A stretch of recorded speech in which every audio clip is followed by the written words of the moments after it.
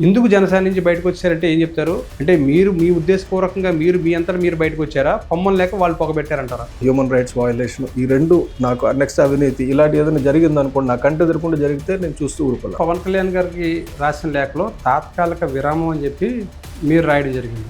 ఆ లెటర్ చూసినా కానీ లేదంటే ఏదో సస్పెండ్ చేసినట్టుగా అన్నట్టుగా అందరూ అనుకుంటున్నారు. మంచివాడికి టికెట్ ఇవ్వడానికి ఏ పార్టీ సిద్ధంగా లేదు, ఇంక్లూడింగ్ జనసేన పార్టీ సిద్ధంగా లేదు.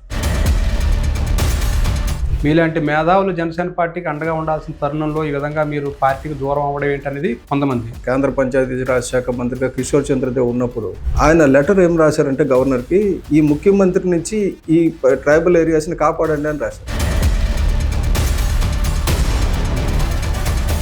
మీరు ఈ విధంగా పార్టీకి దూరం అవడానికి జీర్ణించుకోలేని పరిస్థితిని మీరు ఏమని చెప్తారు? నాకు ఒక తెక్కు ఉంది ఏంటంటే, బేసిక్గా ఏదైతే ఇంపాసిబుల్ అంటారో దాన్నే నేను అటెంప్ట్ చేస్తాను. కూటమి ప్రభుత్వం అధికారంలోకి వచ్చిన తర్వాత జరుగుతున్న పరిణామాలు ఏదైతే పర్యావరణానికి విఘాతం కలిగించే పరిణామాలు ఏవైతే ఉన్నాయో, అంటే కొల్లేరు విధ్వంసం కావచ్చు, పావురాల కొండకు సంబంధించిన పర్యావరణ విధ్వంసం మీద కావచ్చు, మీరు తరచూ మాట్లాడడం వల్లే మిమ్మల్ని పార్టీ విధంగా దూరం చేసింది అంటున్నారు.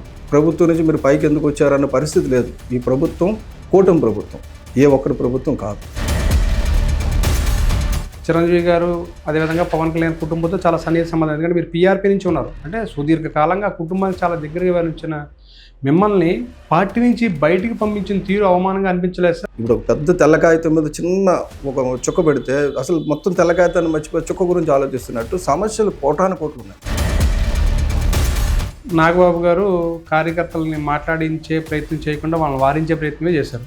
సో కార్యకర్తల్లో అసంతృప్తి లేదంటారా సార్? కూటమిలో మాకు సరైన ప్రాధాన్యత దక్కట్లేదు అనేది, అందులో మీరు కూడా ఒక భాగస్వామ్యం. You to fight and win, that is the game. పాలిటిక్స్లో ఏంటంటే మిమ్మల్ని అణగదొక్కడానికి రకరకాల ప్రయత్నం చేస్తారు. ఏ పార్టీ సూట్ కేసు పట్టుకొచ్చి రాత్రి వచ్చిన వాళ్ళకి ఏ పార్టీ ఇవ్వలేదు, అన్ని పార్టీలు ఇచ్చినాయి. అసలు జనసేన పార్టీలు ఎలా చేయలేదు సార్? అంటే పవన్ కళ్యాణ్తో పనిచేయాలని ఎలా అనిపించింది? అసలు దాని వెనకాల నడిచిన కథ ఏంటి? చిరంజీవి గారి దగ్గరికి వెళ్ళి మనం పార్టీ పెడితే బాగుంటుంది, మార్పు కావాలని కోరిన ఇద్దరు వ్యక్తులు, నేను ఒక డాక్టర్ గారు, ఇద్దరం కలిసి వెళ్ళాం. పవన్ కళ్యాణ్ గారి పార్టీలో కూడా ఇప్పటికీ కూడా కుట్రలు జరిగే అవకాశాలు ఉండొచ్చు. సో అటువంటి సందర్భంలో మీలాంటి సీనియర్లు పక్కన లేకపోతే పవన్ కళ్యాణ్ గారు వీటిని ఫేస్ చేయగలుగుతారా?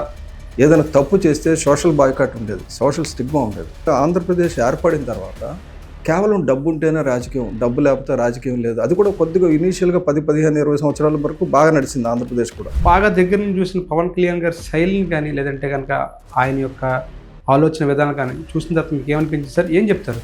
అది ఖుషీ సినిమాలో ఒక లవ్ సాంగ్ తీసేసి దేశభక్తి పేరు పెట్టడం కానీ, ఒక సినిమాలో పూర్తిగా హిందీ పాట పెట్టడం కానీ,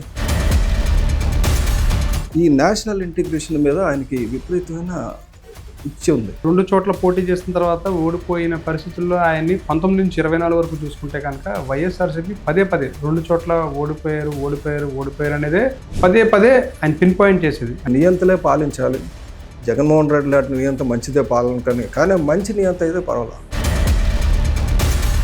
మీరు చెప్తున్న ఈ పర్యావరణం వీటన్నిటి మీద మీకు ఎంత ఆసక్తి ఉందో పవన్ కళ్యాణ్ గారు కూడా అంతే ఆసక్తి చూపుతారు.